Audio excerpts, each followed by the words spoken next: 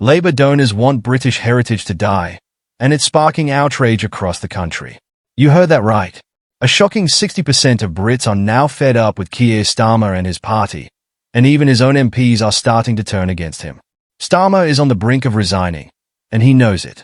The unity that once defined the Labour Party is crumbling behind closed doors, with leadership contenders quietly positioning themselves to challenge his leadership.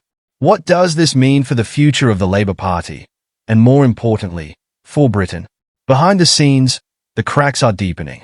While Starmer tries to manage national challenges, there are whispers of leadership campaigns already underway. The Labour Party is divided between those who want a new direction and those who are trying to hold on to the old guard. One key figure to watch is Wes Streeting, the current Health Secretary, who represents the Blair right-wing faction of the party. Another potential challenger is Angela Rayner, the Deputy Prime Minister, who aligns with the softer left. Both have been rumoured to harbour ambitions for the top job.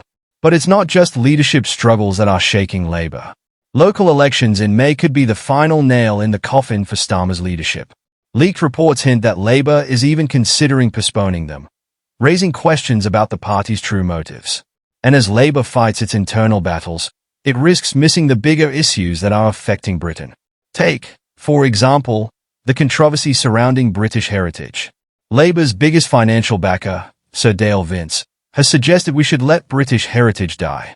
This comment has sparked outrage, with people questioning the party's commitment to the very traditions, landmarks, and history that define our society. While Labour has distanced itself from Vince's comments, their actions tell a different story. The M&S building on Oxford Street is a prime example. Despite protests from heritage groups, Labour has approved its demolition. The party insists that it's part of a broader plan to kickstart a building boom. But critics say it's short-sighted and ignores the importance of preserving our history. This shift in Labour's stance is worrying for many Britons who see it as a sign that the party is more focused on modernising than on protecting our cultural identity. This growing disconnect between Labour's new direction and its traditional supporters is hard to ignore. As the party embraces progressive causes like climate change and gender identity, it risks alienating working-class communities that have always been its bedrock. Policies that sound great in theory don't always work in practice, and the increasing focus on issues that many Labour voters don't care about is creating tension within the party. Labour's growing detachment from the concerns of ordinary Brits is not just a political problem, it's a real risk for the party's future. The economy is in shambles, inflation is skyrocketing, and families are struggling to make ends meet.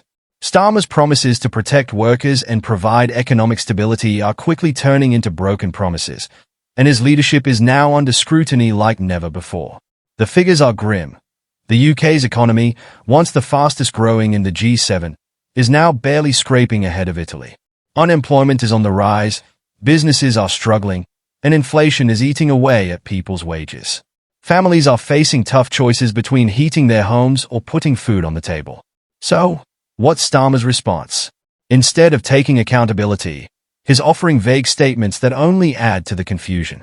The Bank of England's warning about the country's economic stagnation shows how far we've fallen under Labour's leadership.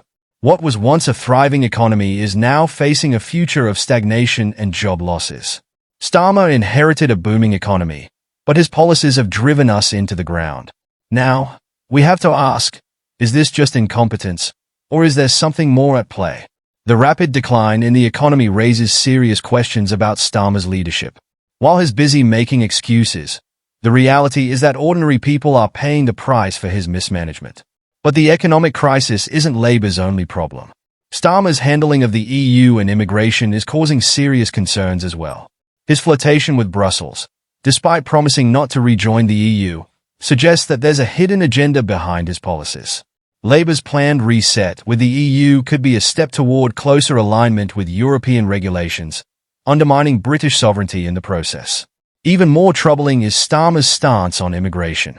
Small boat crossings are at record highs, and the government's failure to address the issue is creating chaos. Labour's weak stance on border control is leading to an influx of migrants, putting even more pressure on our overstretched public services. What started as a limited issue is quickly spiraling into a full-blown crisis, and ordinary Brits are feeling the effects. The question is, how much more can we take? With the economy in free fall, cultural divisions deepening, and Labour consumed by infighting, it's clear that the party is failing to provide the leadership Britain needs. Starmer's inability to address the real concerns of the people is not just a political failure. It's a failure to protect the future of our nation. As Labour faces its worst crisis in years, we must ask, who is truly representing the working people of Britain? Is Starmer the leader we need, or is he leading us down a path that risks our future? The answers to these questions are critical, and the upcoming elections could determine just how much longer Starmer's leadership will last. So, what do you think? Do you believe Starmer and Labour are the right party to lead Britain forward? Or is it time for a change?